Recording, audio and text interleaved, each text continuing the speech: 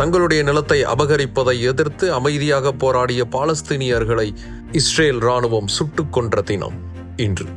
1976 வருடம் இஸ்ரேலுடைய எல்லைக்கு பக்கத்தில் இருக்கக்கூடிய அரேபிய கிராமங்களையும் அதே மாதிரி இஸ்ரேலால் கையகப்படுத்தப்பட்ட அரேபிய கிராமங்கள்லையும் 20 சதுர கிலோமீட்டர் அளவுக்கான நிலப்பரப்பை மொத்தமாக எடுத்துக்க போகிறோன்னு இஸ்ரேல் அரசு அறிவிச்சிருந்தது.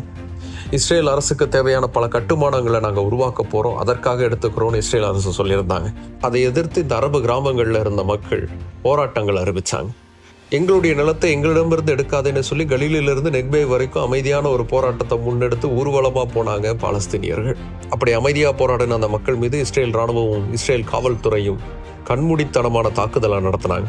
அந்த மக்கள் மீது துப்பாக்கி சூடுங்கிறது நடத்தப்பட்டுச்சு. 6 பேர் அந்த சம்பவ இடத்துல இறந்து போனாங்க.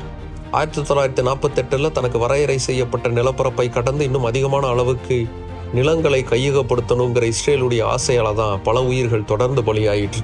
அந்த பலிகளில் இந்த 6 பேருடைய உயிர் ரொம்ப முக்கியமானதாக வரலாற்றில் பதிஞ்சது. பாலஸ்தீனியர்கள் ஒவ்வொரு வருடமும் இந்த துயர நாளை நினைவில் வைத்து தங்களுடைய உரிமைக்காக போராடுறாங்க. இந்த நாளில் தங்களுடைய உரிமைகளுக்கான முழக்கங்களை எழுப்புவாங்க. தங்களுக்குன்னு மிச்சம் இருக்கக்கூடிய நிலங்களில் மரங்களை நட்டு வைப்பாங்க. இந்த நிலம் தங்களுக்கு சொந்தமானது, அது தங்களுக்கே வேணுங்கிற கோரிக்கையை உலக மக்களுக்கு முன்னெடுத்து வைப்பாங்க.